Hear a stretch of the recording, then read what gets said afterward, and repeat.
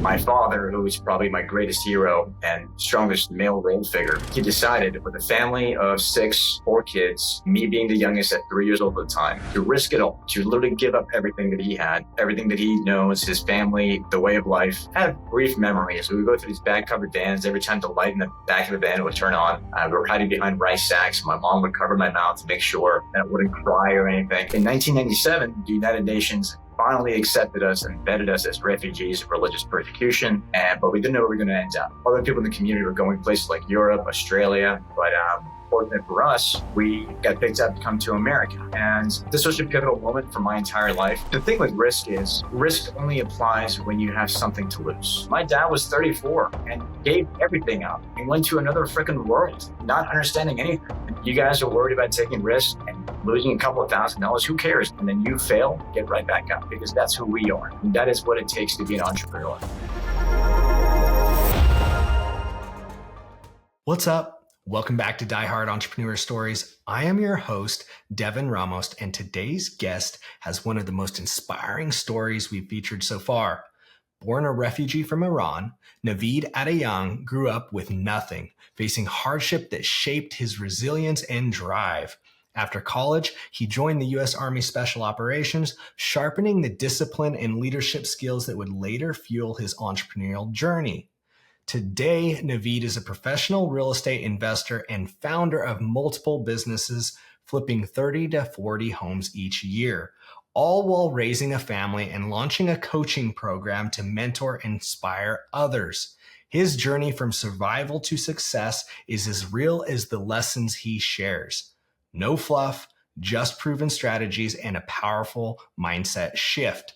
Navid, welcome to the show. Hey, how you doing, Devin? Thanks for having me. Yeah, brother. Thank you so much for coming on. So Navid, I am excited to hear this journey. Man, you are the first person I've had on this show that was an actual, true real life refugee. Oh, it's an exciting story for sure. It's just, to be honest with you, it's a story I haven't really shared in a long time, and it's not something that I really openly share. So I'm actually pretty excited to kind of dig through with you guys today. Yeah, for sure. So you grew up in Iran. Tell me about that, because I know the early 90s were a whole lot of chaos. Yeah, so just a little background on what was going on in Iran well before I was even born. I was born in 1991. Okay. The Islamic Republic was born in the late 1970s, where they overthrew the Shah, the king of Iran, and they turned it into a Islamic Republic where the Ayatollah took power. And in that shift, when Iran officially became an Islamic Republic, my family now are now Muslims. My entire generational family, going back, God knows how many generations, we're now Muslim. We're a minority group called the Baha'is. Because we were Muslim in a now Islamic Republic, we were persecuted pretty heavily. We weren't allowed basic human rights. We were harassed constantly. We weren't allowed any opportunities for education.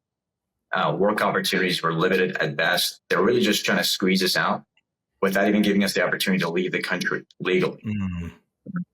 All of this was happening. My siblings, the last of 4, they're the ones that kind of experienced the stories in detail and actually had memories of it. I was pretty young. I left Iran when I was 3. But yeah, constant harassment was going on. When I was a baby, it got all the way to the point where they attempted to burn down our house with my entire family in it. And my dad, an educated man with a degree in electrical engineering, got stripped away from him. He was reduced to trying to be either a laborer, which then I saw I didn't see it as a baby, but he went through the entrepreneurial journey where he became a TV repairman, became very successful. And every time in a new city where people found out who he is and that he's getting successful, the government would come in and they would shut his business down simply for the reason that we weren't Muslim, and just constant persecution by the government, our neighbors, even the people that we thought, would have dinner with one night. They're the same people that are going against us and reporting us to the government. All of these things kind of added up to a point where we had to move around from city to city constantly. Each of my siblings are born in a different city, a different region of Iran. And my father, who is probably my greatest hero and strongest male role figure, he decided with a family of 4 kids, me being the youngest at 3 years old at the time, to risk it all, to literally give up everything that he had, everything that he knows, his family, the way of life. My entire family lineage has been in Iran for eons. So imagine being the one to say, this is enough. There's no opportunity here for me and my family. Yeah. And he went through human traffickers to get us out of Iran into Pakistan, where we spent the next 3 years figuring out what it is we we're going to go do. So imagine taking your whole family, leading everything you know, the way of life, the culture, the people, the family, anything you hold dear and familiar, and taking a shot on people that are legit human traffickers, going through the border in Pakistan into the great unknown, not knowing where you're going to end up and how long you're going to be there. And for us, it was Pakistan. We were there for 3 years. That is incredible. You know, when I think about it, the way that you said that, I just thought, you know, as entrepreneurs, as marketers, as people in business, you know, oftentimes we make these bets. It's, hey, I'm going to drop some money here. I'm going to drop money there, you know, different measurements. Sometimes it's your life savings. Sometimes it's a lump sum that we feel could really hurt you. And we put it all in on this thing, this new marketing channel, this potential new hire, whatever it is. And man, that's at least for me, I'm speak for myself here. That is a scary thought. And to kind of like reframe this, your dad took his entire family, his business, like everything, any potential network that he did have, everything, and was like, I'm going to put it on this person that I think is going to do me right to get me to the other side. But there's a possibility that doesn't work out, and just, you know, Absolutely. put it all in black, man. I love it. Let that show that, like, if the purpose is strong enough, if what you believe is strong enough, and you realize where you're currently at is not good enough down to your core, then you know you deserve better for you and your family. And that purpose is that strong, that risk becomes a lot easier to take. Like my father knew that. And I think I learned a lot of my life lessons because of his bravery, his courage. I can't imagine doing that. He was around my age, you know, doing this whole endeavor. But, you know, back to the story, like as we're going through human traffickers, I have brief memories. So we go through these bag covered vans. Every time the light in the back of the van would turn on, we were hiding behind rice sacks. My mom would cover my mouth to make sure that I wouldn't cry or anything as we're going through border checkpoints. I assume they're paying them along the way. And they have these, we call them like road pirates. Like they know the route going out of Pakistan. So they would try to attack you. And like there's gunfire going on in the background as we're going through some of these checkpoints. And this was the childhood that I grew up in. And we finally got to Pakistan, and it was no better there. We didn't understand the culture or the language there, or our way around. We didn't have any support. And the only thing we really had is our own little community of other refugees that were coming from Iran through the same pathways. So we formed little communities within each other. And long story short, it took 3 years of living in that hellhole. Literally the armpit of the world, from what I remember. So this is age 3 to 6. And then in 1997, the United Nations finally accepted us and vetted us as refugees of religious persecution. But we didn't know where we were going to end up. Other people in the community were going places like Europe, Australia. But fortunate for us, we got picked up to come to America. And this was a pivotal moment for my entire life. And this is why my company is called Origins Inc. And if you look at our logo, it's like a little pin with the world on it. I was going to ask you about that. I love it. So the reason it's so important, and it hits so close to home for me, is that we don't often get a choice what world we're born into, what womb we come out of, and where we are in the world. But our geography matters in that sense. We have no choice of it at the point of inception and birth. But yet that one thing, geography matters so much. It determines your entire fate of your life and your family's life and so on and so forth. For me, I was fortunate enough to escape my geography, and I was so grateful to come to America and have this amazing opportunity where it changed the entire trajectory of not just my life, but my entire family's life, from where we were and the persecution we were facing and the lack of opportunity, the basic human rights that we were denied. And now we're in this land of freedom to do anything we want and to chase that opportunity that was promised. I love it, man. That is amazing for sure. So Man. So when you guys came here, did they choose a location for you, or was there like a another camp you came to, and then you went from there to North Carolina, or I'm not sure, maybe the military brought you there. Tell me a little bit about that. Yeah, just a quick overview. So we came in through New York as like the main processing station, and then from New York, they brought us into Alexandria, Virginia. Pretty much Northern Virginia area is where the social services kind of took us in for like about 6 to 8 months to help us with the transition, assimilation. They gave us housing at a discounted rate. They tried to help my parents get a job. I'll never forget. So family of six, probably like 2 suitcases coming in February of 1997. To a whole new world and all this other stuff. And, we're all so excited, but none of us had jackets. We were freezing our butts off in February. It was miserable. And then we got to the apartment. So family of six, they only put us in a 2-bedroom apartment. We didn't have much room. And on the counter, there was a jar of peanut butter and jelly and a loaf of Wonder Bread. And to this day, I cannot stand peanut butter and jelly. That's all we did for a long time. So it started off with the wrong foot from the beginning. Yeah. But after that, we went from one apartment to another. We stayed in Fairfax, Virginia for the most part, Northern Virginia as a whole. And we kind of just went through the American life. Now, for my parents, they had to go through assimilation. We didn't. So once again, imagine coming to a whole new country across the world, not understanding a lick of English, not understanding the legalities of how life happens, not understanding the culture, any of that stuff, the processes, the government institutions of like how to even get your driver's license. Like, what the heck is that? And you're on, you just drive.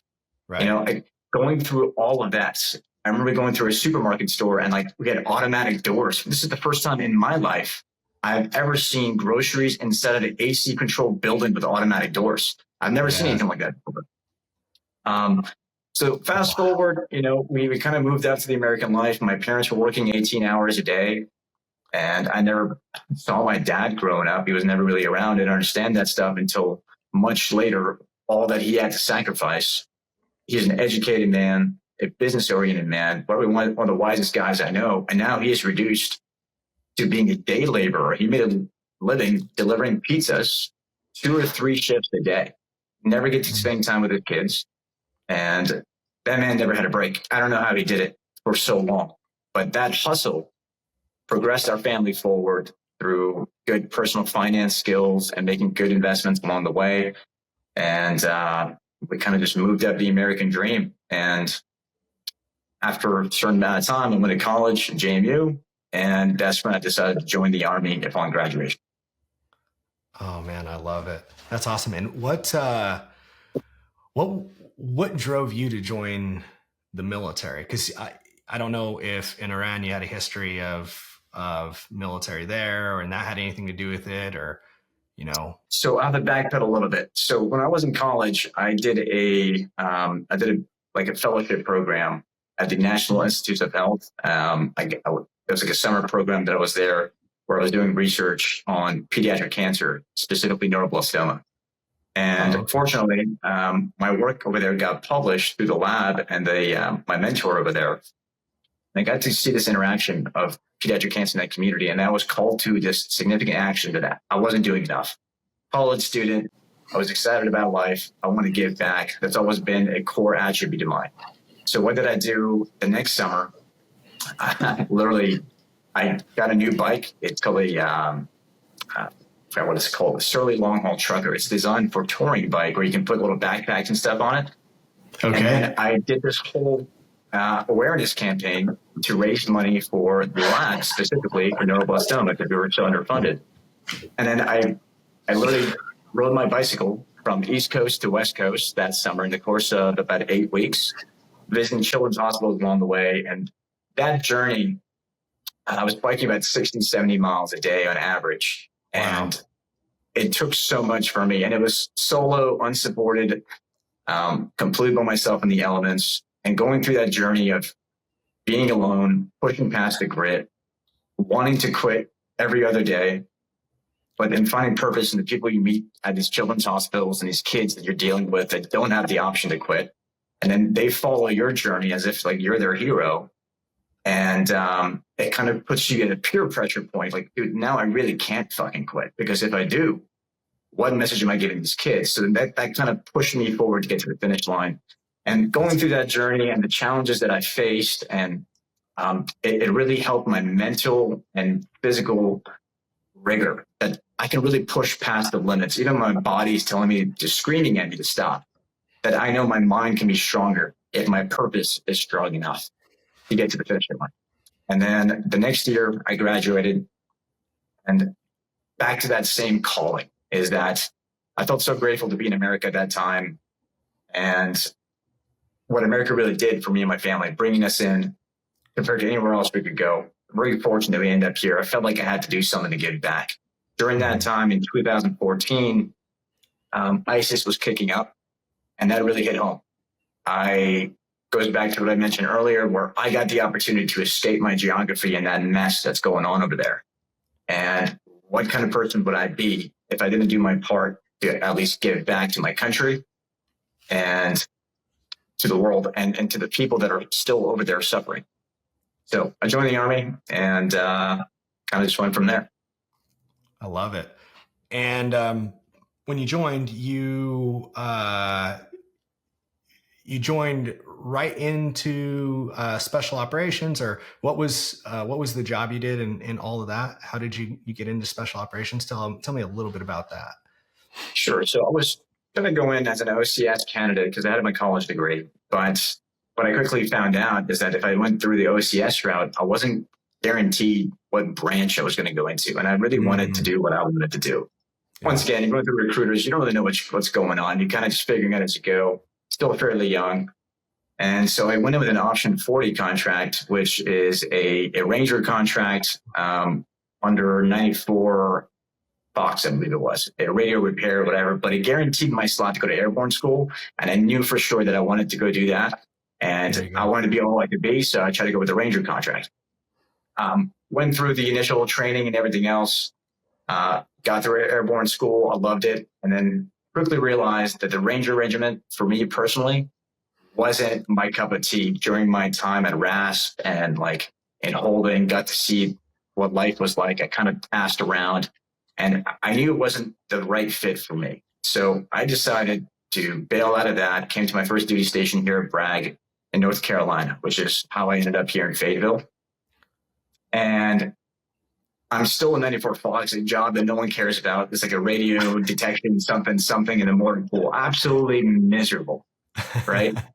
And I didn't fit in. I would get in trouble every other day because I'm trying to because you think that you should be proactive and take care of yourself. But in the Army, when you're like an E4, you have to have your hand held to do everything, and you have to go through a supervisor to get like anything done. So initiative wasn't getting me forward there, and it wasn't for me. Then I discovered civil affairs, 38 Bravo, and I was like, this is the thing for me. Like, nothing hit home harder than the civil affairs mission, and I was like, this is it for me. Right there and then I dropped the packet. None of my superiors or supervisors believed in me. He's like, there's no way you're going to make it. You have no experience, because I was only in my unit at this point for 3 months. Right. I dropped a packet anyway, and I got selected to go to the selection process, and I made it. And ever since then, I've loved every minute of it. It's definitely where I belonged. And 2 deployments, one going to Yemen, going through that whole interaction. It was my first time going back to the Middle East. Yeah. And I remember standing on the other side of the Persian Gulf in Qatar.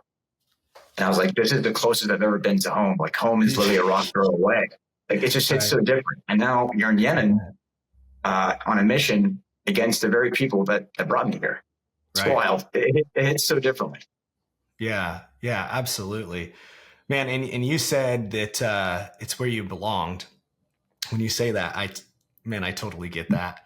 For our listeners, can you explain a little bit about civil affairs and what they do to give a little context to that? So that's a complicated question, right? So when I first joined civil affairs, I thought it was like a humanitarian thing, winning hearts and minds, and that's what kind of got me in. Once I got into the program and through selection and their qualification course, it's about a 2-year program. You go through language, all these different skills. you quickly realize that there is a special operations realm and strategic element to it. It's not just handing out soccer balls.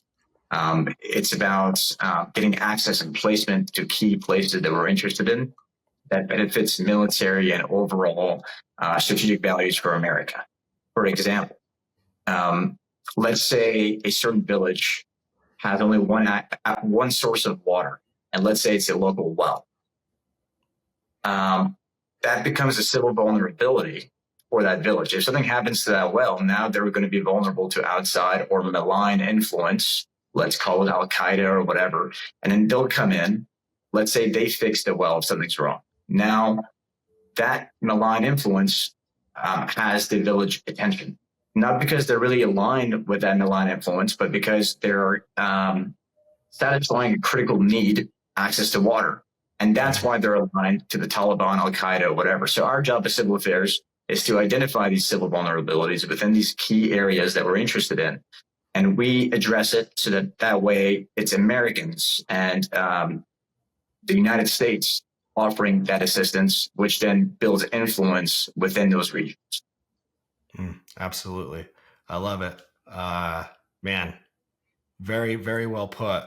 And I think it provides a perspective you don't see a lot of times, not to get into those arguments, but yeah, what I loved most about it, special civil affairs and like special operations, I got to deploy with SEALs, Green Berets, Rangers, MARSOC, all those guys, really cool environments. And it's the same people. It's the same type of people. That's why I say I felt like I belonged there, because they're self-starters. And I think this is why a lot of special operations guys as a whole tend to be very successful people and tend to be really good in entrepreneurial space, because there are self-achievers. Yeah. They're not waiting for other people to hold their hand.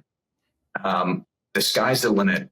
And you got to think what it takes to get to that special operations. There is a selection process. There is consistency. There is mental rigor that you have to go pass through hurdles. It's difficult.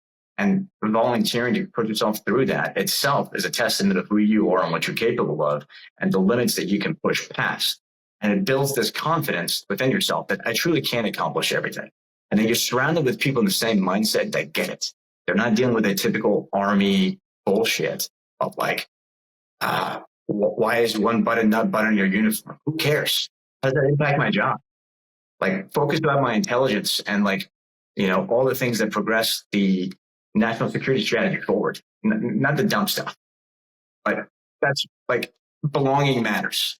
The regular army has its place, but so does the special operations realm. And if you're any kind of intellect, self-starter, that kind of personality, that is where you belong. I love it. I love it. One thing I hear in you as well is you're always looking to improve your situation, right? And so there's very high initiative. I think you even said at one point that didn't jive well initially because the Army's not looking for initiative when you first come in, right?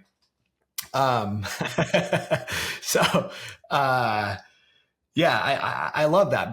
But yeah, you're always looking to improve your situation and how can I get better? How can I, not settle for just what's coming at me? So how did that lead to you getting into real estate and then just business in general? So right before that, Devin, you kind of triggered a thought that I want to get out real quick. And it's a perfect segue into the entrepreneur side of it as well. Like, I was able to identify, like, when I first got into my unit under the regular Army, that I didn't fit in, that it wasn't the right place for me. Like, I felt that in my heart and soul, and I almost fell into a depression because of it. I hated my life. I regretted my entire decision to join the Army because it's not what I thought it was going to be. I thought I was going to be among patriots, serving my country proudly and being excited to be there, be all I can be, as the posters and marketing suggest.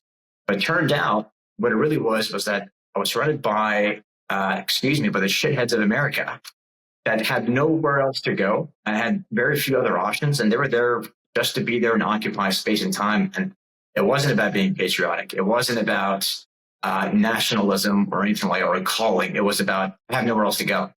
And it was either this or I was going to get in trouble or, whatever. So once I identified that, like, this is not where I belong. And being able to identify that is so key. And for example, when you're trying to show initiative and better yourself and better your unit or better whatever, and someone is telling you no, for what reason? It's because they want to have control over you is the main thing. And you're not in an environment where your initiative makes sense. It's not valued. So in the entrepreneur world, let's go into like W2 world. It's very similar. Being able to identify that is key. And then what made me go to the next step is because I want to be in a place where I can be among other people that motivate me to take initiative. So your environment absolutely matters. And if you don't escape that environment, you become them, because that initiative inside you, that fire inside you eventually dies because it's not being incentivized. It's not being groomed or promoted because there's no value of being your best. So you just become ordinary, and you could have all this potential energy inside you and it just dies. And there's nothing worse than to see that in someone dissipate. So if you're not in the right environment where you can grow and keep that fire burning and show initiative and all those things, change your environment. Only you can do that. No matter how hard it is, you have to push past the friction to get there. But to answer your question, how did I get into entrepreneurship?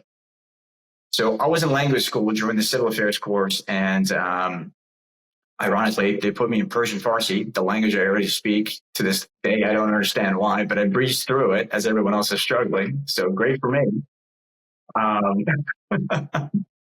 met another student there, and he kind of brought me into this thing called the FIRE movement, the financial independence, retire early thing. And I was just kind of getting into the personal finance world of fixing my credits and being more responsible and trying to save money and all these things. So I got really into it. And as I'm learning about this FIRE movement, at the beginning, I didn't know any better. I just went through stocks.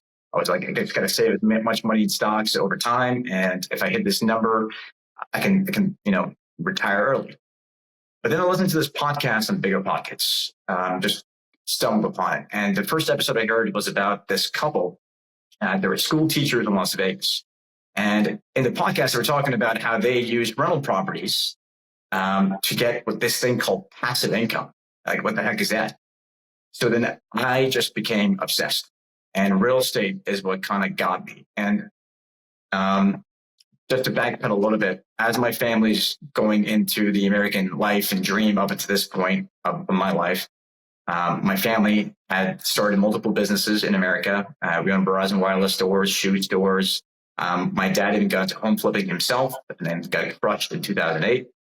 So entrepreneurship has been in my family up until this point. And I've seen retail. I hated it because I used to work at my parents' stores. I was there for 12 hours a day and just miserable. I knew that's not what I wanted to do. But then real estate just appeared, and I was like, this is it. And ever since that moment, I listened to every single podcast, every single book I could read on Bigger Pockets or whatever that talked about real estate, passive income, and you go through all these different rabbit holes because one thing leads to another. Then I learned about taxes, personal finance, how to build credit, or I learned financing, like the banking system. All these things came from real estate. And that's the real cool thing about real estate for anyone who's watching, is that it's one of those businesses that forces you to learn not just one thing. The business is so unique because you're not just like a retail store. Well, let's say you're selling apples. You're not going to an apple wholesaler buying a crap ton of apples in bulk and then selling it. That's your inventory and then sales. And that's as simple as the business model. In real estate, you have to know the accounting, the bookkeeping, the legalities, the tax mitigation, the entity structuring, the marketing, the communication. You're forced to learn these skills simply because you're in real estate. At this time, it was purely educational. I started saving my money. Personal finance became a thing. I actually developed a tracker in Excel where it took me a long time to build, and I'm very proud of this thing. So from 2015 up until about 2021, every dime that I spent, every credit statement, everything, I would track it manually. I would go through my statement online and I would categorize it and subcategorize it. Until this day, I can tell you exactly how much I spent on gas, in January of 2019. Wow. So that was step one for me. It wasn't necessarily budgeting. It was tracking. And every week I was forced to look at my spending behavior. And I created these nice little charts that broke down by categories. Now they have fancy software to do it for you. But I kind of like doing it manually because going through it was like, damn, David, you're a piece of shit. You spend this much money in dining out. Like, you can do better. Just seeing it was enough to be like, okay, I got to change my behavior. Like I can, and it became an obsessive game. So step one is, I guarantee you many people watching this have no idea in a month how much their true income is and what their true expenses are and what their net takeaway is every month. Very few people in this country can tell you that right now, especially on a month-to-month basis and then a year-by-year basis. So to me, that is step one into anything you guys are trying to do. Until you understand your finances, the way it breeds in and outs, you can't get to the next step, which is going to be investments and business and everything else. So I became obsessed with all that, understood my spending behavior, got my expenses under control, and I went deep into the savings mode obsessively. Kept my savings rate high. I would try to get promotions through airborne language, whatever I can do. Deployments along the way helped to boost that income to finally get to this. And then I decided to buy my first rental property right after I got back from SEER school. So, so SEER school was like this training program in the Army, for those who don't know, where you're pretty much a prisoner of war, and they teach you how to navigate certain situations in case you're captured in a combat environment. It's a pretty rigorous school. It's fun. But I remember sitting in the airport lounge in Atlanta on the way home and going through that experience that I just went through was like, I'm not going to sit in the sidelines anymore. Like being in a box for that long, I was like, fuck it. That's what my life could be. I need to take action right now. I literally popped up Zillow, and in the same neighborhood where I was living in at that time, I saw an opportunity, and right there and then I put on the contract. By the time I came home, it was ready. And 2 weeks later, I bought my first rental property. And still Army full time. And that was my first experience. I waited about 6 months to a year, and then I went to deployment. Similar concept. I was in deployment mode in Yemen, and just away from home, all those things. I had time, but I got that call to action again. Like my life has to mean something more than being in this stupid little box tin can for the next 6 to 8 months. And I bought my next 2 rental properties using the shittiest Wi-Fi from MWR in Yemen to handle the communication. Like imagine trying to buy 2 rental properties with a 6-inch screen with the slowest Wi-Fi, where like when you're trying to make a call through Google Voice, there's like a 3-second delay. So by the time I pick up and say hello, the other person would even hang up. So I learned that, hey, as soon as the call goes through, I got to say, do not hang up. That's just funny. To get the communication through. Yeah, man. It's like through that whole thing is when I realized that real estate's the thing for me. And it got to a point after I got back from deployment, COVID happened. I got switched into the flipping mindset. And on my first flip, I made like $40,000, which was like almost half, if not slightly more than half, my annual salary in the Army. I was like, what am I doing? Yeah. And it got to the point where, okay, the Army is now preventing me from this new calling that I have, this dream that I have, and it's taking up too much time. I can't maneuver this space freely with the Army constantly breathing down my neck and the needs that it requires. So then that's when I knew that it was a time to go ahead and move on after 8 years in service. And that's when I transitioned into a full-time entrepreneur. And that came with its own bag of tricks and mental challenges from having a set income. You could break your leg or go to jail even in the Army and you still get paid. But now, full transition, now I'm forced to take action. And that's kind of, I'll take a pause there and until we get to like the next phase. Yeah, man, I love it. That's incredible. So it sounds like, earlier you had talked about your father and the way that he saw risk, right? So I was saying, man, sometimes in entrepreneurship, we see these certain things as risky, but your dad is like putting it all on black, like his entire life. And this isn't risk to him. Right. And you'd pointed out like, when you have that strong, deep held belief of like, there's something greater, there's something else, like this isn't it. When you, that sort of cliche, when like it's not risky, you go all in.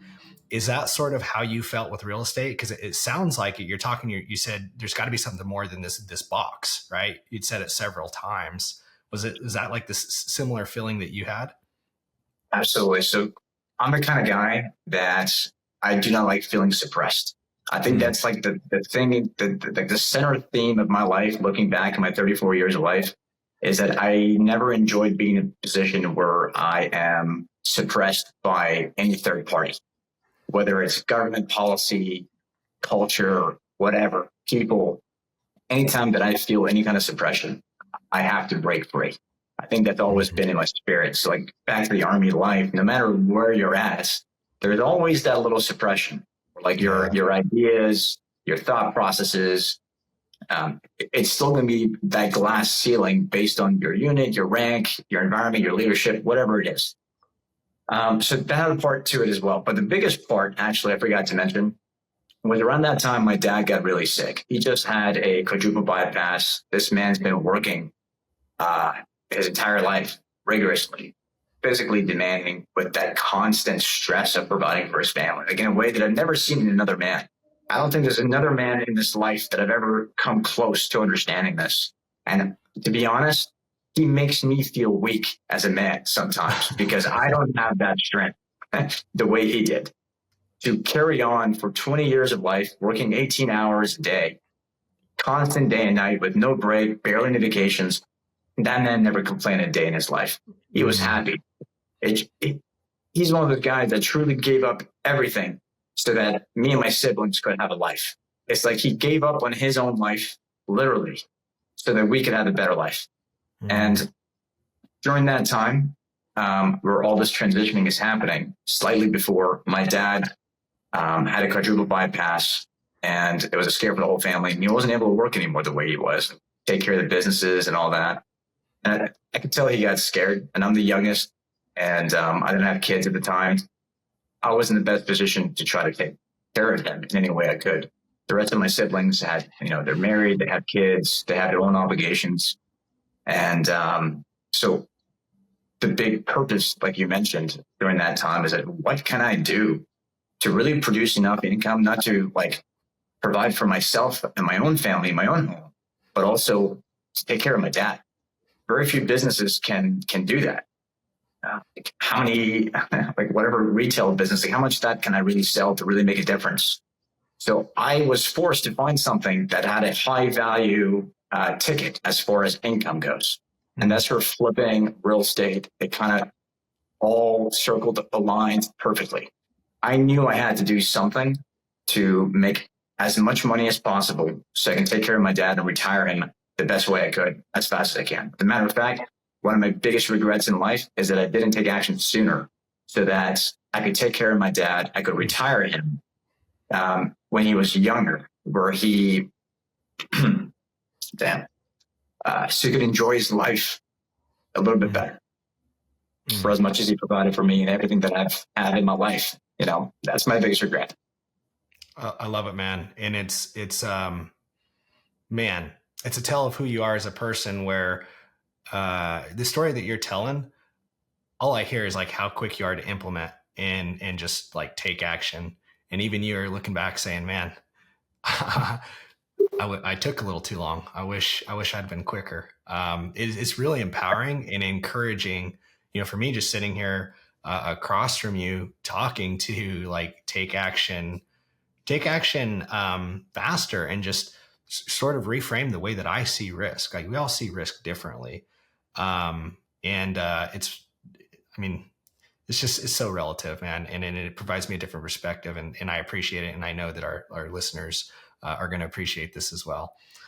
The thing with risk is risk only applies when you have something to lose, correct? Mm-hmm.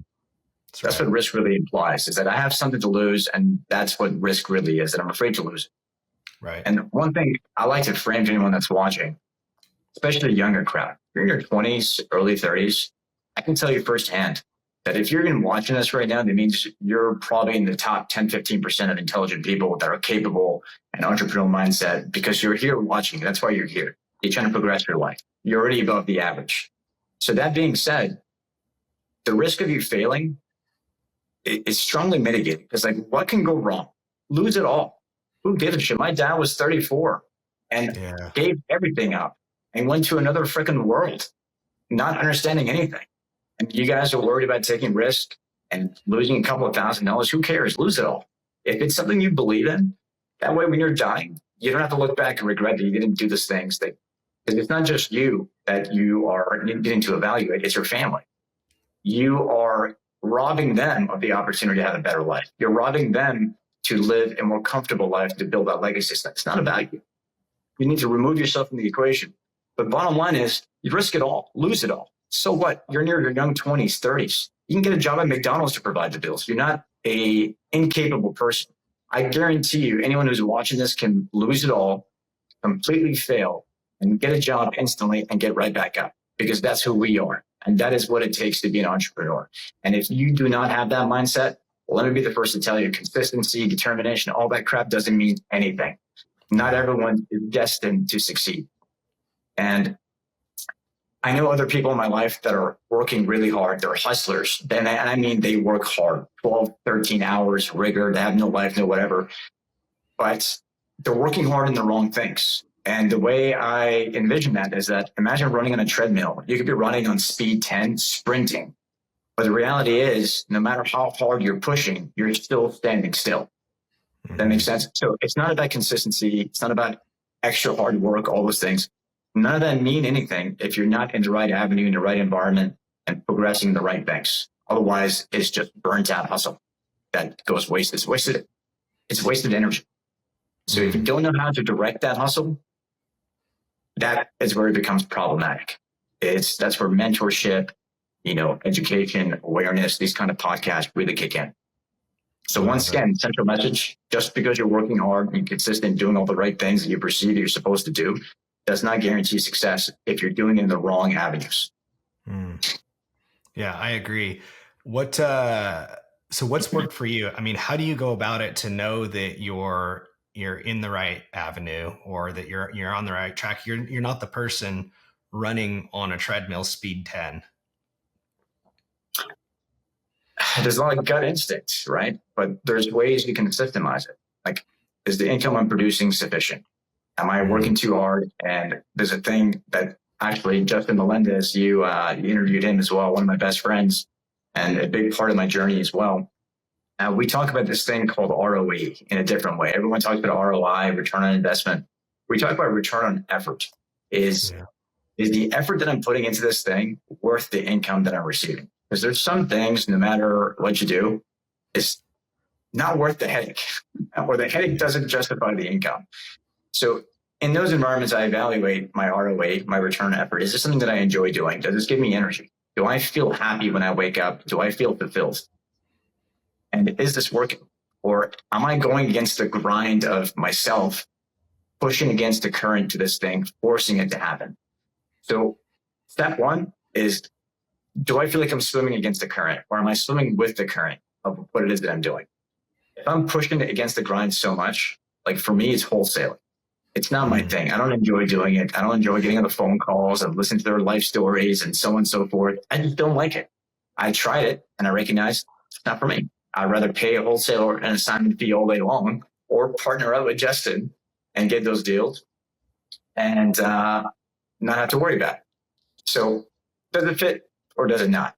And another strong indicator, especially one that I lean on today more than ever, is screw my own success or failures. Is like, every life that my life touches, my friends, my family, my kids, partner, all of those things, are they successful?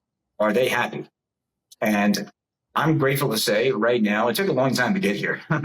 That for the most part, everyone that my life touches, I'm grateful to say that they're happy, they're successful, they're active members of the community, they're pushing the grind forward, they're pushing for their families.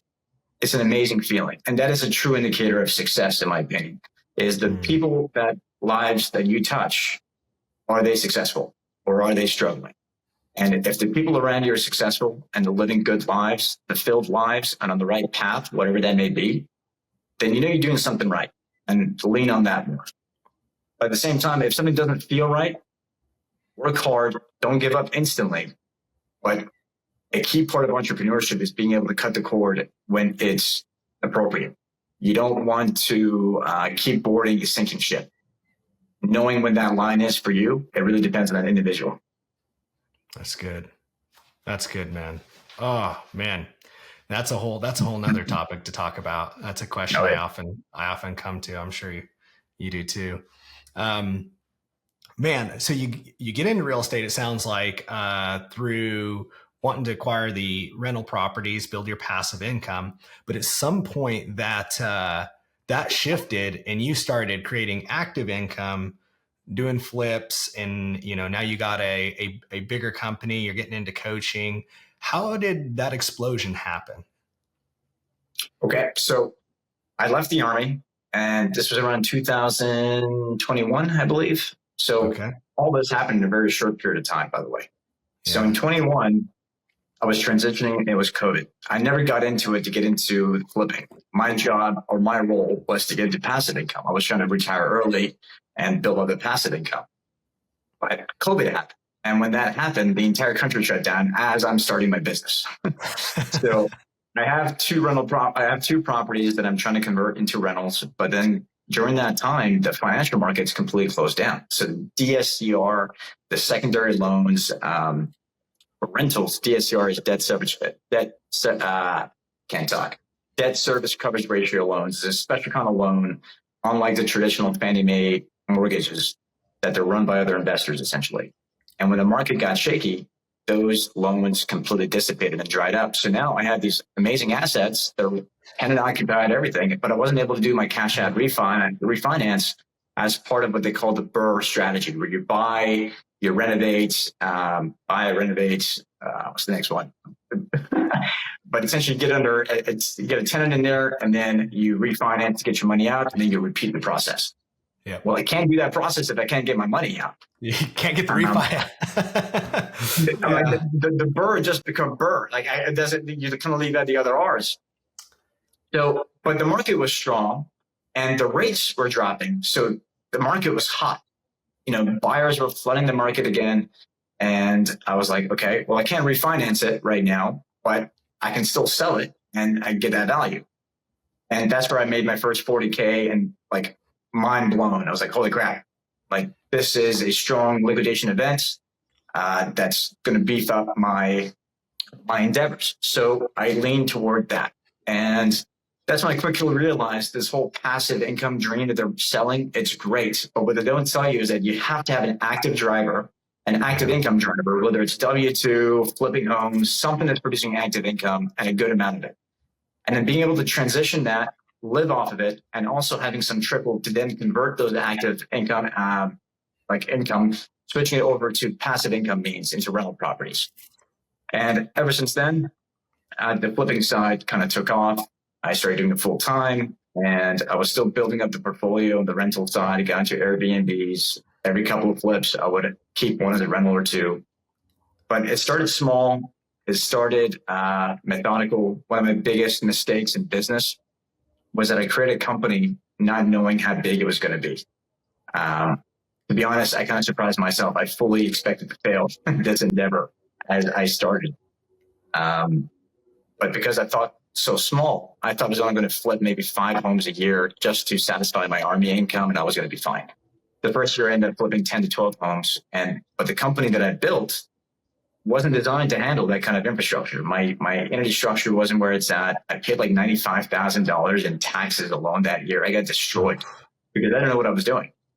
So the big lesson there is like, if there's something you want to go do in business, make sure you have your entity structuring and everything done up front and think bigger than what you think you're going to be. So that way, when you grow into it, your infrastructure, your business can handle it, as opposed to doing what I did, going back and retroactively fixing it. But first 2 years did pretty good. Started hitting about 20 homes a year, and contractors became an issue. All these different things. I'll fast forward to get to kind of like where we are right now and the lessons learned.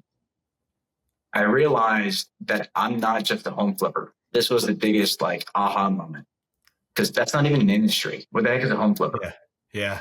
It's a side hustle. It's a side hustle, right? It's like reality is I found out that what Origins does at my company, we're not just home flippers. We have perfected, at least in this market, the project management space. We're home remodelers. We're really in construction and project management and that kind of thing. The power of Origins is our team, our contracting team, and our ability to do rehabs in 2-3 weeks and put them on the market. And that's our expertise. So once I started designing that shift, I realized, why am I paying a general contractor when I could be managing my own crew and significantly reduce my labor? And going back to Justin, what him and I always talked about is that it's not always about making more money or increasing your income. Like that's what everyone talks about, growth in business. But oftentimes it's about maximizing what you're already doing. And there's so much inefficiencies and lack of streamline and what we call trimming the fat and expenses, where you can really maximize your gains. And that's what stepped off into the scale into where we are right now. Once I realized that, I paid about $500,000 to $600,000 in labor that particular year, in just the labor alone, significant cost. And then I saw other line items that became problematic, like hard money lenders. Every time I would get a loan for every project, it would cost me about $3,000 to $5,000 in origination fees and admin fees, home junk fees, essentially. On a single transaction, not a big deal. When you're doing like 50, 40 homes, it adds up to over 6 figures and it becomes, holy crap, like this is a problem I need to solve. And the other one was the dumpster rentals. For every construction job we do, it takes about 3, sometimes 4 of those dumpsters. And we spend about $50,000 to $60,000 a year in just dumpster rentals. So once I realized the macro perspective of how the money is flowing through the business and what these things look like at a macro perspective, not just the micro at a project level, because when we're looking at a project level, it's like $1,500 for a dumpster rental, for example, or $2,000, not a big deal. $3,000 for origination points for the cost of the loan, not a big deal. It's when you look at it from a macro perspective, not just project level, but at company level, and you start realizing these things are problematic. So what did I do? Instead of hiring a contractor, like a head contractor with his own crew and paying essentially a middleman, the general contractor fee, I essentially became a general contractor myself by taking on a crew on an hourly basis. So now I own the crew that works exclusively for me on an hourly basis. That significantly shifted my labor cost from $500, $600, and I should be able to reduce that by almost half just by making that move. Because once again, I'm not a home flipper. I'm a home remodeler. I'm already in the construction space. Why not have my own construction company to fuel that beast? One of the best things I ever did. I was able to improve the quality of my homes, keep it consistent, and control the scheduling, and even make it 10 times better. Now we're doing flips in 2 weeks, just going through the process. Wow. The other thing was the dumpsters. I decided to get a work truck, got an F-350, and we bought our own rig, roll-off dumpsters, and we took it on with 6 dumpsters in the trailer. Instead of spending $60,000 a year in dumpster rentals, I spent about $45,000 getting the equipment. Let's call it $50,000 with the truck. In that same year, everything's going to be paid off. So in subsequent year 2 and 3, it's all those things. Now we reduced that dump runs minus the cost of gas and all that stuff down to like $200 per project, $300 per dump. It's these little things that we did along the way that helped streamline the expenses and helped rapid scale to now where we're consistently doing over 40 homes per year. But not only that, started the coaching program. Now I'm taking all these lessons learned and I'm fast tracking, trying to be people's catalysts in the area of how they can do it too in a very hands-on approach, and using my own resources and contracting team to fuel what they want to do. That's probably the biggest perk of the program. I love that. I love that. So Navid, thinking about how you've evolved over the last few years, and I don't know what the Fayetteville market's been like for y'all, but over here in Clarksville, our market has stagnated more and more, especially the last 3 years. No doubt I've pivoted 3 times now. it's gotten more difficult. We see companies going under, companies getting out, investors getting out. There's no new if, ands, or buts about that. That for a fact is happening. How has that impacted you? And when you think about this, what's maybe one of the bigger challenges that you've overcome that you're really proud of for you and your team, that's sort of specific to what's going on in the market, really like across the board?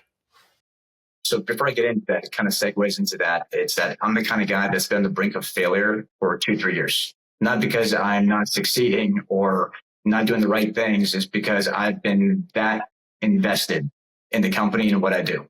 Like, I never gave up on an opportunity that was a good deal, because when you're an entrepreneur, you never know when the next dollar is coming. And for us, it's the next deal. So why would I give up the deal? Even if my bank account is almost zero, like there was time I barely had time for groceries, man. Like if it wasn't for credit loading me for a month, waiting for the next closing, I would have been screwed. Or if that particular closing was delayed, or if the buyer backed out for any reason, I was done. Like it's something I can't really explain to everybody. You either get it or you don't. Like that's how invested I've been for the past 3-4 years. And that's with my own family, putting them through those financial burdens of like, hey, you need to calm down this week, this month. I got to wait. Like my bank account's down to the last $10,000 and I got to pay my crew next week. And I don't know where that money's coming from. It's been like that for a long time. Not now because we moved to private money and all that. But back to your question, it's having that much dedication to the mission that you're willing to never give up on a deal. It's just because you're not in a financial, like you shouldn't take on this deal because you financially can't handle it right now because you have so much money invested in other homes. You have to wait until they're going through a renovation cycle and until they sell. You really shouldn't be taking it on. But if I don't, it's going to slow down my momentum and I might lose my crew, which is the backbone of the business, is constantly having the next project in line. But the same struggles you're seeing, we saw here as well. And that's when I realized, and that's what I'm telling my students in the coaching program too, is that stop believing everything you're hearing out there that everyone can be successful as a flipper. As a one-off flipper, I think it's kind of dumb luck that it might be someone you know who really get a deal. Those are the ones and twos. You can't really build a business on that in the course of a year to give up your full-time job to pursue this endeavor. You will not be successful. This is my opinion, at least for in this market, based on what I'm seeing, because there is kind of that stagnation where we're no longer getting profit margins of 40, 50K per flip. Now we're really looking at 15 to 25. And if you're just doing this as a side gig, as a hustle, your risk factor is really high for very low return. And when you're just starting out as a home flipper, you don't have the systems, you don't have the relationships, you don't have the Lowe's accounts where like our discounts are phenomenal because we spend so much money. And this is where I was proud of that I was able to build a business based on volume, not magnitude. And that's what set me apart from anyone else in this town to becoming one of the industry leaders in Fayetteville and Cumberland County, is because I built a business based on volume, not magnitude. I wasn't after 3 flips, 4 flips, 5 flips, because I don't think you could be successful. I think at that point it's luck. But when you're building a business based on volume, it changes the game. And I say that because my company can take on $15,000 profits that other people won't even touch.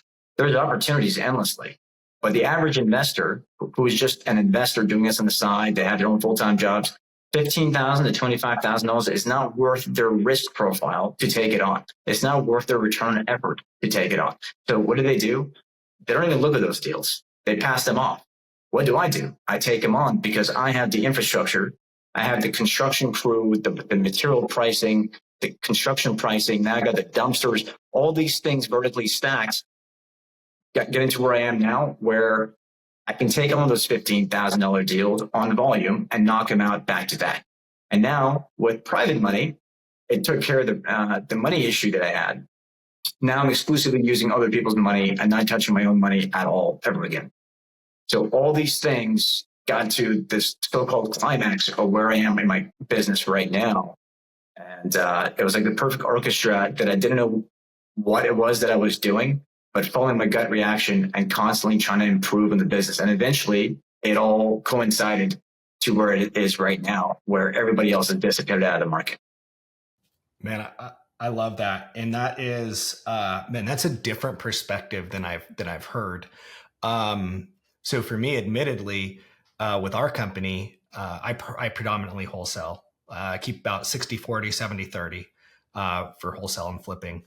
And I, about this time last year, no, a little later in the fall of last year, I started leaning out and being more selective and looking for bigger margins, less projects, higher profit margin.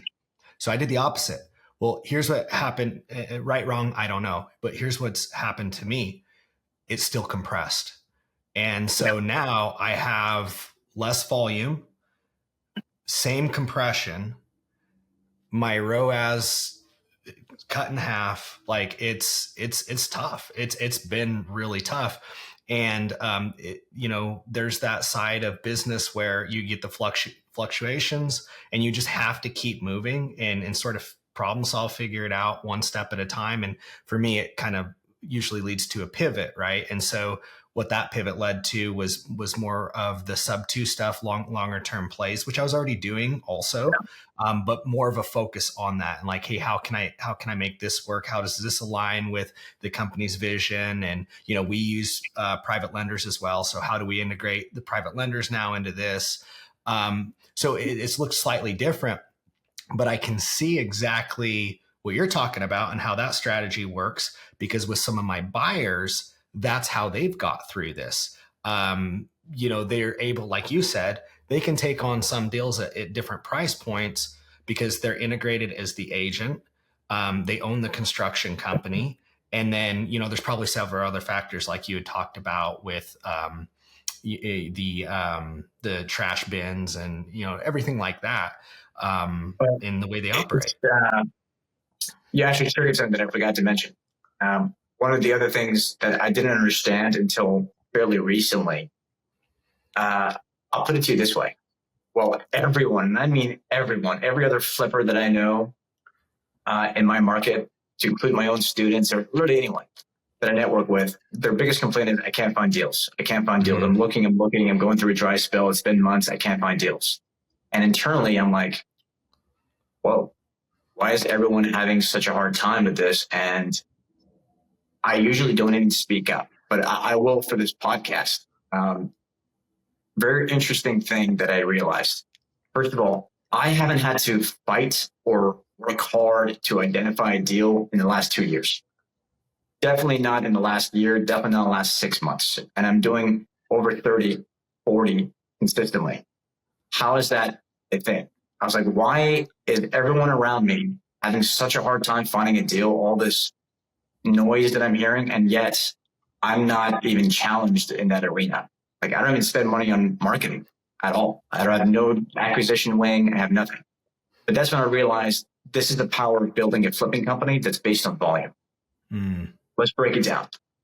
So work with me here, Devin. So you said you're a wholesaler, right? Yeah. All right. So let's say you're going into a new market for the first time. Let's say Fayetteville, North Carolina. You know nothing about it. You know no buyers. Yeah. When you're first starting your operation as a wholesaler, what is the first thing you want to identify? What list are you building? Yeah, so absolutely. We're going in there to find buyers, and I'm going to look and see who's slinging volume. What areas are they buying? Are they buying in the areas that we're looking?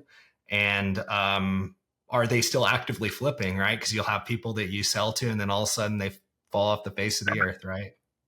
So let's break it down even more. So let's say you're using a program called PropStream, which is pretty common. And in these platforms, the cool thing about real estate is that all this data is public knowledge. Like buying, selling, who's in the title, it's all public knowledge. And there's programs like PropStream that wholesalers, investors are using. So what I would do, what other wholesalers are doing too, is like they're going to these programs and they're identifying people that are buying a house and then that same house selling, let's say in 6 months. That identifies that it's a flip, correct? Because who else buys and sells that same house in 6 months? It's very uncommon unless you're an investor, you're a home flipper. So that's an identifier. what you're looking for is key patterns and the business or the entity that's doing that at a high rate, which means they're active buyers. You can see their entire, thing, especially if they're working under the same entity. Point is, when you're identifying those buyers, those guys stand out versus the mom, pa, or the side hustle investor that's just trying to flip a couple of homes a year, correct? They're after the big volume that can pretty much be guaranteed to close. And then they do a reverse track of who they are. They find my phone number, they find my email address, they find my social media. And then guess what happened? This is where the magic really happened for me, is that there are people nationwide that are wholesaling in my market that have no idea who they are or how they got my number. Well, I know how they got it, but I don't know them. I never talked to them, never interacted with them. And yet my phone is constantly getting flooded with leads that no one else in my market is getting. Why? Because they're not on their list. They didn't make the threshold to even show up as a potential buyer to these wholesalers because they're after the big volume dogs. And that's where they're going to send their leads. So lesson of the story is that's it. If you really want to make it as a volume flipper or as a flipper in any market, volume does matter because a lot of things happen at volume that can't happen at a lower scale. To include your material pricing, your contractors, all these different things, but also your lead sources. I'm getting leads that no one else even has access to because of that. So for that reason, I've been able to survive where other people are having a hard time with sourcing deals. If I had to guess too, when those wholesalers call you, you probably have very quick underwriting and make your due diligence as least painful as possible. And you're probably pretty quick and on top of it. Speed to lead is very important. And because we have data, back to my personal finance journey, my Excel sheets, you already know that I am a big data guy.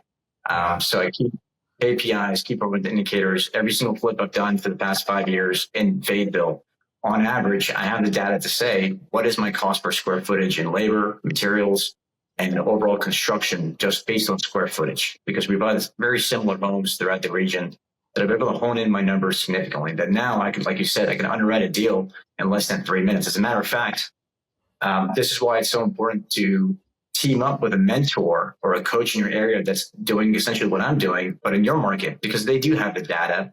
And sometimes you have to give something, consultation fees, whatever, and to get access to that data. And for those that are visiting, I'm going to give you guys a cheat code who are listening to this right now. You don't need these fancy bigger pockets Excel sheets that break down every component, and you have to figure out the cost component, all this crap. That takes an hour, 2 hours. By that time, someone like me has already gotten the contract. You've already lost it every day. That's right. Okay. Yep. So the power of being, in a coaching program, whatever, or even just a mentor, is they can break it down so that you can do napkin math in 3 minutes or less. Here it is. Going back to a little bit of algebra, and I don't know if you're able to put this on the screen as we go on later on, but essentially it's going to be open parentheses, ARV, after repair value, times 0.93, close parentheses.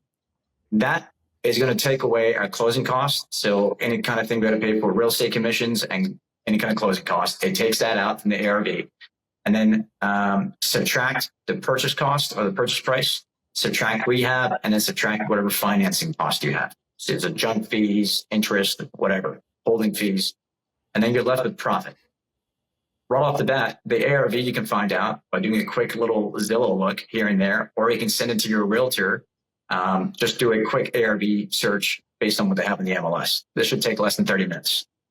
That's what I love about real estate, by the way. Every component of the numbers that I'm giving you is known before you even make the purchase. No other business does that. So ARV times 0.93, whatever the ARV is, let's say $100,000 is what it's worth for easy math. 0.93 takes away the closing cost. So that's going to be roughly 7% that I'm accounting for listing commissions and closing cost. So 7,000 is gone. What's left is 93,000. And I subtract what the asking price is, whatever that may be. Let's call it 50,000. Then I subtract the rehab cost. Well, based on the data, I can tell you the average flip in Fayetteville will cost about 50,000 to the way that the Origins design looks like. And I keep it consistent. That's how I know what it's going to look like. And so that part's no, the renovation. You can get that data from someone else that's doing it at a high volume where they can break it down per square footage. So it's no longer a boogeyman math. And you don't need to bring contractors to do walkthroughs. You can just punch it in on average, and 90% will capture anything that's wrong. And then financing costs, just depending on your finance capital. If you're going with Kiavi, for example, for hard money, it's roughly $5,000 plus whatever your monthly interest is. And then you're left with profit. If that number is above 20 to 25,000 or whatever your threshold is, it's a green light go. And I assume that everything in the house probably needs to get fixed. I assume the roof is bad. I assume the HVAC is bad, so on and so forth. That's what the 50,000 earmark is for, right? Without even seeing the house, every component of the construction process of the home can be fixed. And for me, that's my cost. So I know that if I go in there and it's something catastrophic, structural, whatever it may be, anything cosmetic, roof, everything has to go. 50,000, 90% of the time will capture most of it. And if it goes to 60,000 and I'm above my $25,000 profit threshold, I'm still in the green. I don't care if I went over budget on that one deal when I have 40 others to consider. This is where the volume cost averaging comes into play. And that's how you succeed. But use that formula and you can break it down within 3 minutes, whether that deal is something you want to offer on or not. And like algebra, we can rework the variables a little bit. So let's derive at our purchase price. It'll be the same thing for open parentheses, ARV times 0.93, close parentheses. Now you subtract your anticipated profit. So let's say you want to make no less than 25,000. You put that in there, subtract 25,000. Then you subtract your renovation cost, subtract your financing cost, and now equals what my offer price should be. So at that price, it makes all the other numbers make sense. And that's what you go in at. Leave the emotions out of it, stick to your numbers, and you do that consistently. Now, speed to lead is key. While other people are doing their fancy little Excel sheets and bringing contractors there and X, Y, and Z, hiring home inspectors, asking for utilities to be turned on. I'll ask you, Devin, so as a wholesaler, what are you looking for in a buyer? Yeah, I want somebody I know is going to close and somebody that moves quickly, somebody that I trust. Boom. So are you going to waste your time with someone, even if they give you a higher offer? But let's say that they're asking you to turn the utilities on. They want to bring a home inspector. You want to create more access to the seller or the tenant and be an inconvenience. It's not worth it, right? Because it's more communication, more of a headache. So become the path of least resistance. And because you're becoming more experienced in this space, you're able to feel safer, like jumping out of an airplane, being airborne. The first couple times is scary, but once you do it over and over again, the fear is still kind of there, but you have enough reps to know what you're doing and it's not as scary. Right. And that's what this game is. You got to get to that point to really become successful, to be able to make those offers sight unseen, beat the other competition. It's these little things that other people don't have the risk tolerance and the guts to really do. I think that's where that space is. There's room for everyone to succeed. Even with me doing this many deals, other people are doing probably triple that collectively in the market. So yeah, absolutely. Yeah, there's opportunities out there. I love it. So well put, man. That's good. And I love your breakdown on how you underwrite, excuse me. Man, Navid, a lot of good stuff you shared here. So where are you at now, man? What's on the horizon for you? What's coming up? So right now I've sacrificed a lot to get here, family time, everything else. I'm trying to get a little bit of my time back. I'm finally putting the systems in place. I have 2 kids with a third on the way. And I really want to be able to spend, thank you. I want to spend more time to just be present and kind of just enjoy my life a little bit more.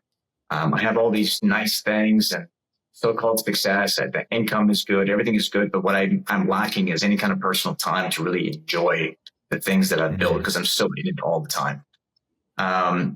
So what I'm trying to do, what's next in the horizon is that I'm going to stabilize the flipping game, through my operations director. I'm going to try to push as much off onto him as well and empower him to kind of make this a little more automated with less of my involvement and along with my construction crew. And so that way I'm not in the weeds as much anymore. And instead I'm going to kind of go back into what I didn't think I would ever enjoy, but I actually ended up loving it, is going into the education piece. Is that I I feel like I've gone through all these life experiences, not just in business, but like life, wisdom, through all the crap I've been through in life and get to where I am, and trying to empower other people to do the same and kind of do a little bit more of that community outreach. That's why I got into the coaching program. As much as I want to help everyone, I barely have any free time for myself to read a book or spend time with my kids. So like, unfortunately, that time has to come at some kind of value to make time spent away from home justifiable. And so that's where the coaching program really came in. So the next phase of my life is going to be focusing on giving back to the community that helped me get to where I am now. And it's to empower other people. And if not for anything else, I'm training my future partners is the way I'm looking at it with this coaching program. It's not a high volume where everyone can get in. It's very selective for obvious reasons. Because I'm not in the business to take money from other people, knowing that they're not in a position to succeed. That's not the way I do it. And what sets this program apart is that I want it to be actionable. So unless you're willing to start your first flip within the 3-4 month program, you're not getting it. So the point of it is you will identify your first flip using my systems and everything else. And we will help you with the construction, everything in real time. So you're learning the educational piece, and then you're applying it in real time. And let's say you don't get your flip, then you can learn on one of my flips. It's more hands-on. It's very unique. You don't really get that until even the 7-figure flipping organization isn't really like that. It's more virtual and kind of on your own it's not hands-on. In other words, there's nothing that you really take away that's tangible other than having a community to support you. I wanted this to be a tangible where like they actually had a hands-on approach and they have something to show for it. So that way, when they're paying their dues, the idea is that they get that back, if not more, because they're able to do their first flip successfully with a mentor behind their back that's done over 100, 200, 300 times using my resources, my pricing, my contractors, the whole Origins system. What better way to do that? So I'm going to be leaning on that. More on the public speaking, motivational stuff is really what I want to get into. And from there, the sky's the limit. So I'll find out. Yeah, we'll find out. Sure enough, right? I love it. Well, Navid, where can our listeners connect with you, learn more about your coaching program, stay up with what Origins is doing, and all that good stuff? So you guys can email me directly to info at originshomes.com, plural of both. You can email me that way. You can find me on social media. I'm still kind of working those infrastructure because I haven't really been super active as I'm starting this new public platform. But for right now, you guys can just Google my name or on Facebook, Navid Attayan. It'll pop up on Facebook. And on Instagram, the handle is at Navination, NAVINATION_. You can drop me a follow there and kind of just follow along the journey. Awesome. We'll make sure we drop all that in the show notes as well. Well, Navid, before we go here, last question I got for you. Yeah. What do you think so far has been, for you, this is a very personal thing, the most important lesson that you've learned along your entrepreneurial journey that you'd like to share with our listeners? I might give you 2 or 3. Yeah. It's always hard to find like that one. Well, I would say, that's a deep one. There's so much that comes to mind.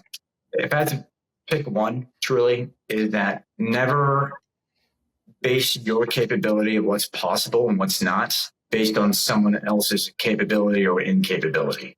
I remember when I was starting into this whole business endeavor, I was telling my friends, even my own family that even had an entrepreneurial background, they all thought I was going to fail, that I was crazy and that it's too risky and it's never going to take off. But it wasn't them. I realized that it wasn't them doubting my ability or capability. It was more that from their perspective, it was a projection. Like they're really speaking on their own capability or incapability or whatever, or their risk profile. And they think that they're doing you a favor and protecting you, right? But the reality is they're comparing their perspective and their capability to what you're capable of. And to be honest, no one knows that better than yourself. And this is where stepping into your confidence, especially as a man, right? It took me a long time to get here. I wasn't always this confident, well-spoken, well-communicative person or well-appearance. As a matter of fact, I was a fucking nobody, a loser most of my life until the last 4 years that I really stepped into this person that I am. And I realized no matter what anyone tells you, no one knows your true capability of how much you can push. You can lie to the rest of the world, but the one person you can't lie to is yourself. Right? Hold yourself accountable. You know what you're worth and know what your confidence, what you're capable of doing. And if you feel that you can do it, excuse my French, but screw everything and just do it. Regardless of who believes in you, who doesn't, to include your own spouse. And that's a tough pill to swallow. Sometimes you have to be the leader, not just yourself, but to your family and to your spouse, and do the thing that they don't want you to do if you believe in it. But on the other side of that is that if you're going to push against the grind, especially your spouse or your wife or your husband, whatever, you better damn straight be willing to follow through and execute and not fail. Because at that point, if they're not supportive and they end up going along with it and then you fail, there goes that trust for a long time you're not going to be able to repair. So if you're going to take that action, you better be damn sure that what you're doing is the right move and you execute and you perform. I mean, that was a pretty good one. Yeah, I'll stick to that bet. I love it, man. Thank you for sharing that. All right, Navid, thank you so much for coming on again, man. It truly has been a pleasure. For our listeners, until next time, we'll see you.